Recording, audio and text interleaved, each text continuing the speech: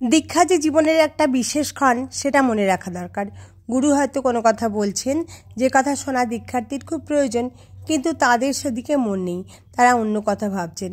এতে বোঝা যায় যে দীক্ষার গুরুত্ব সম্পর্কে ধারণা তাদের মনে জাগেনি। আমি কাউকে সমালোচনা করার জন্য বলছি না, এসব কথা বলছি এই জন্যে যে দীক্ষা সম্বন্ধে একটা সম্ভ্রমের ভাব মনে রাখা দরকার।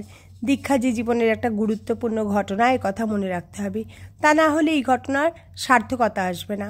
অনেক সময় আমরা নানা প্রতিকূল পরিবেশের ভেতর দিয়ে যেতে বাধ্য হই। সেগুলি দূর করতে হবে নিশ্চয়ই, কিন্তু দূর করার শক্তি ও মানসিকতা কোথা থেকে পাওয়া যাবে? প্রস্তুতি সম্পূর্ণ করে দীক্ষা হলে দীক্ষাই সেই শক্তি দেবে। এ প্রসঙ্গে আরেকটি কথা মনে রাখতে হবে, দীক্ষার সঙ্গে সঙ্গে আমাদের দীক্ষার অনুসারী হওয়া দরকার। আমি দীক্ষার সময় 5টি আচরণের কথা বলি। কথাগুলি একেবারে গোপনীয় নয়, সকলেরই জানা প্রয়োজন। সুতরাং সকলের জন্যই বলছি।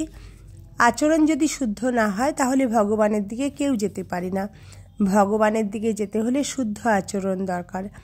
আমরা অনেক সময় শুনি যে শুদ্ধ আহার আমাদের দরকার। শুদ্ধ আহার মানে কি তাতে যথেষ্ট ঘি থাকবে?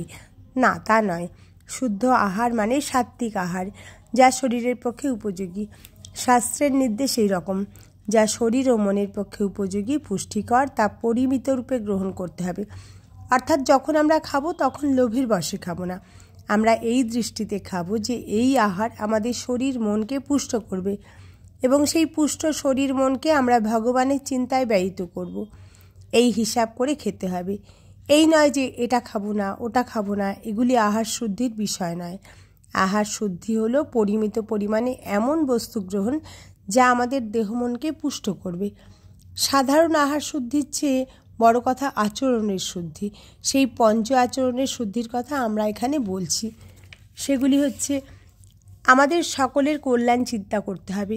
সকলের সঙ্গে ব্যবহারে এমন কিছু যেন না করি যার ফলে কারো কোনো অকল্যাণ হয়, কারো মনে আঘাত লাগে। এমন কিছু যেন না করি যার জন্যে কারো অনিষ্ট হয় বা কারো মনে বা শরীরে আঘাত লাগে। শাস্ত্র অহিংসার কথা বলেন।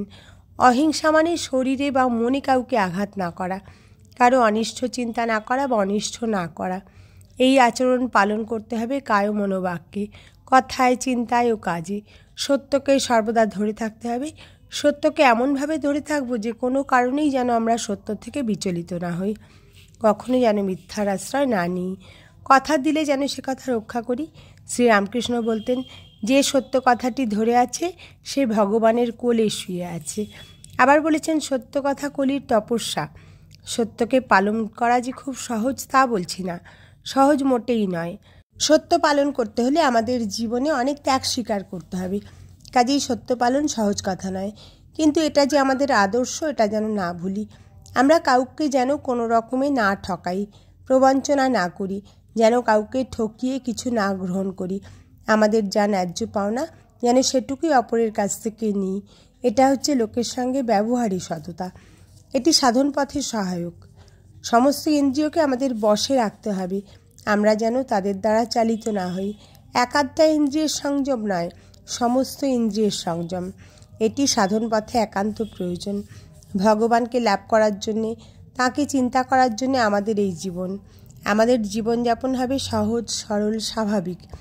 বিলাসিতার দিকে আমাদের দৃষ্টি থাকবে না।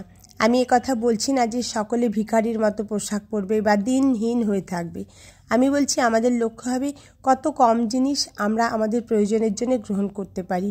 কোথাও যেন আমাদের লোভ না হয়। যার 1000 টাকা আয় সে ভাবছে 5000 টাকা হলে ভালো হয়, যার 5000 টাকা আয় সে ভাবছে 10,000 টাকা হলে ভালো হয়, 10,000 টাকা হলে লক্ষ টাকার কথা বলছে, লক্ষ টাকা যার আয় সে বলছে এখনও তো কোটি টাকা হয়নি। এভাবে আমাদের আকাঙ্ক্ষা ক্রমাগত বেড়েই যাচ্ছে। এই ক্রমবর্ধমান আকাঙ্ক্ষা আমাদের মনকে সবসময় অস্থির করে রাখে। সেজন্য মনকে সংযত করতে বলা হয়। পৃথিবীর সমস্ত ঐশ্বর্য পেয়েও কারো মন শান্ত হয় না, কারণ মনের স্বভাবই এই যে যত পায় সে তত বেশি করে চায়। যেমন আগুনে ঘি দিলে আগুন আরও বেড়ে যায়, তেমনি যত আমরা ভোগের বস্তু গ্রহণ করি তত বেশি করে আমাদের বাসনা বেড়ে যায়। এই বাসনাই মানুষের মনকে অশান্ত, বিভ্রান্ত করার কারণ। অনেকে বলেন আমরা শান্তি চাই। আমি বলি মনে কোনো বাসনা রেখো না, তাহলেই শান্তি হবে। বাসনা থাকলেই অশান্তি হবে, কারণ জগতে এত রকমের বাসনা আমরা পোষণ করি যা তা পূর্ণ করা কখনো সম্ভব হয় না।